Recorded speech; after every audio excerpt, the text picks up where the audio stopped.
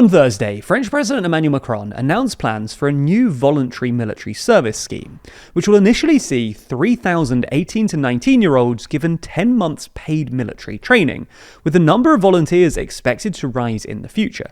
This follows the introduction of similar schemes in other EU countries, including Germany, Belgium, Poland, and Denmark, largely in response to concerns about Russia's military build-up and European defence more generally. So in this video, we'll explain the background to Macron's announcement, France's new military service scheme, and whether it can work.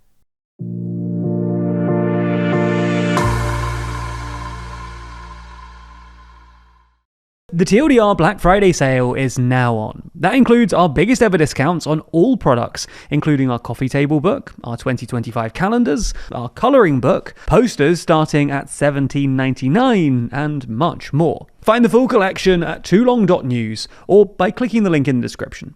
Offer ends December 3rd.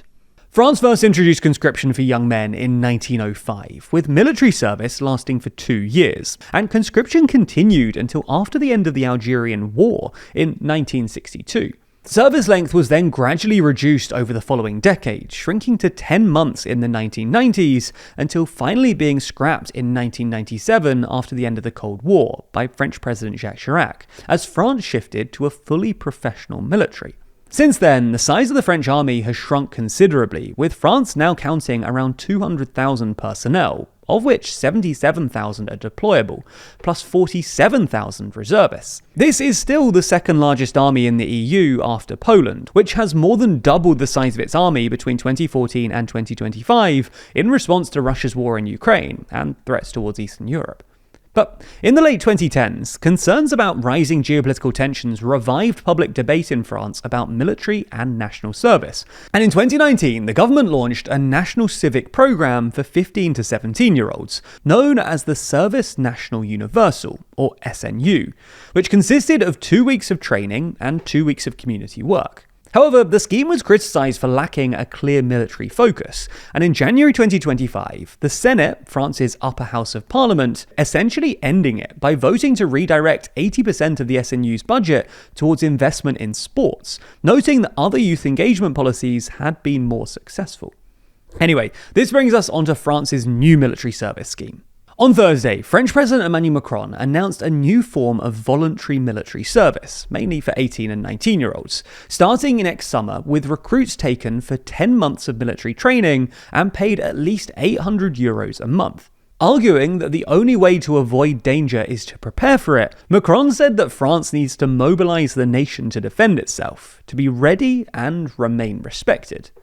To fund the scheme, Macron has announced an additional €6.5 billion for military spending in the next 2 years, with France set to spend a total of €64 billion on defence in 2027, the last year of Macron's presidential term. That's double the amount that it spent on defence when Macron first took office in 2017. Perhaps more interestingly though, Macron seemed to contradict himself when it came to conscription, saying both we cannot return to the time of conscription and also opening the door to conscription in the future, saying that in the event of a major crisis, Parliament may decide to call upon not only volunteers, but also those whose skills have been identified during the call-up day, in which case national service would become compulsory. This is a classic case of Macron-esque ambiguity, giving himself more political room for manoeuvre in case he later decides to reintroduce full conscription.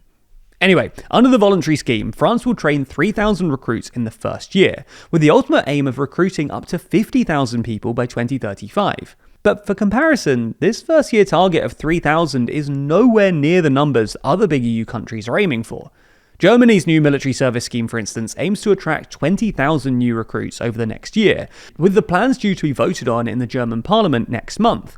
And even Poland, whose population is half the size of France's, expects to recruit 13,500 new volunteers in 2026. This is why there's been some suspicion that Macron's announcement is at least partly about winning back voters on the right, who are more supportive of military service. His ambitious aim of recruiting 50,000 people by 2035 isn't a given either, especially since Macron will have been replaced as president by then, and also because 2035 is so far away, and most European armies are preparing for possible war with Russia by 2030, if not sooner. So now that we've covered the details, can France's military service scheme actually work? Well, to answer this, we should take a look at the two main things it's trying to achieve. First and foremost, increasing the size of the French armed forces. And secondly, building a sense of national strength and civic military cohesion. And the practical matter of increasing the size of France's armed forces, it's obviously too soon to say. But the target recruitment numbers, at least initially, are so small that it probably won't make that much of a difference. The early cohorts will likely be a symbolic test and display of interest, rather than a significant boost to France's military capacity. Moreover, even if the numbers do grow over time, converting short-term volunteers into full-time professional soldiers might prove difficult, as young people might see the scheme as a sort of short-term exercise in civic duty rather than a long-term career path. Despite this, there is strong public support for military service in France. An Ipsos survey for Le Parisien earlier this year found that an overwhelming majority, 86% of French people, supported a return of military service. And in this week, an Elaba survey showed that 3/4 of the French public are in favour of a voluntary scheme. While young people aged 25 to 34 were least supportive, even a majority of them were in favour. Moreover, when polled about compulsory military service, the French are still fairly supportive. A survey by More in Common published in March found that just under half, 43% of French 18 to 24-year-olds actually supported the return of some form of compulsory military service, around 10 points more than 18 to 24-year-olds in Germany, where 32% supported it, according to a recent study by Bielefeld University. As such, it might be the other, more symbolic element of Macron's proposal, building a sense of national strength and cohesion, where it could be successful. Military historians have pointed out the historic link in France between the military and national identity. Since the French Revolution, there's been a strong link between being a citizen and being a soldier, with a 1798 French conscription law saying, "Every Frenchman is a soldier and bound to the defence of the homeland." Of course, attitudes nowadays have changed, but there remain generally high levels of public support for military service in France, meaning that if Macron's proposal goes down well with the electorate, it could help build a sense of civic military cohesion that's apparently declined in recent years. Now, if you're interested in this concept, in European military strategy more generally, then we discuss military cohesion in our article on the theory of victory for Ukraine, and that can be found inside the latest issue of our magazine, Too Long.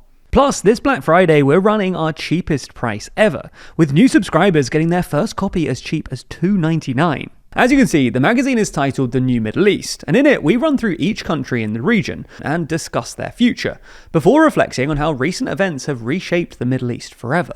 We obviously talk about the Middle East a lot in videos, but this is our most zoomed out, detailed and thought through coverage yet, truly outlining how we see this region re-emerging. It's not just that though, there have also been a lot of major elections this year. So in this issue, we have a whole section talking about all of the major elections that have taken place this year, and how global politics has changed. China's continued dominance, politics in the UK, and how politicians have hijacked social media. This latest issue is now available for pre-order on our website, and if you subscribe using the code Black Friday at checkout, then you'll get £5 off your first copy, bringing the price down to as low as $2.99. Plus, there's also special subscriber bundles, including our other TLDR products, which offer even greater value. Anyway, click the link in the description for all of the offers, and thank you for supporting the channel.